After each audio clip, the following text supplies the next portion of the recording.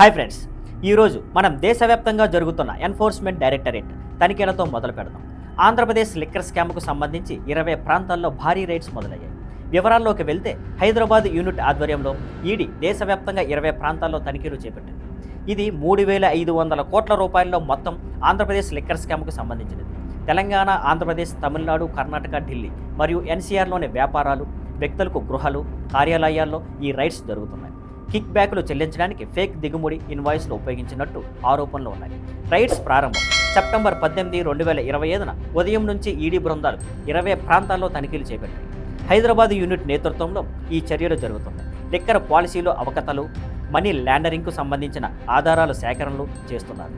టార్గెట్లు: ఏపీలో లిక్కర్ ట్రేడర్లు, డిస్ట్రిబ్యూటర్లు, ఫైనాన్షియల్ ఎంటిటీలు. 3,500 కోట్ల మొత్తంలో అక్రమాలు జరిగినట్టు ఫిర్యాదులు. ఫేక్ ఇన్వాయిస్ల ద్వారా కిక్ బ్యాకులు చెల్లించారని ఈడీ అధికారులు పేర్కొన్నారు.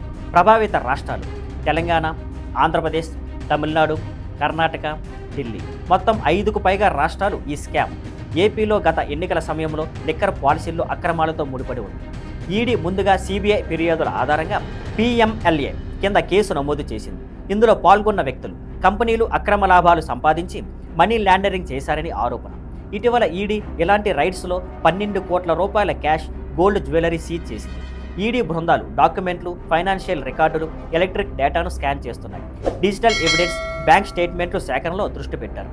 ఈ రైడ్స్కు సంబంధించి ఇంకా అరెస్టులు జరగలేదు, కానీ తనిఖీలు కొనసాగుతున్నాయి. ఈడీ అధికారులు కాన్స్పిరసీలు, అక్రమ లావాదేవీలపై దృష్టి పెట్టారు. వైసీపీ, టీడీపీ మధ్య ఆరోపణలు మొదలయ్యాయి. ఈ స్కామ్ ఎన్నికల సమయంలోని అక్రమాలకు ముడిపడి ఉందని విమర్శలు వస్తున్నాయి. మరిన్ని అప్డేట్స్ కోసం మా ఛానల్ని చూస్తూనే ఉండండి. See you on Skyline networks. Thank you for watching. Please like, share and subscribe.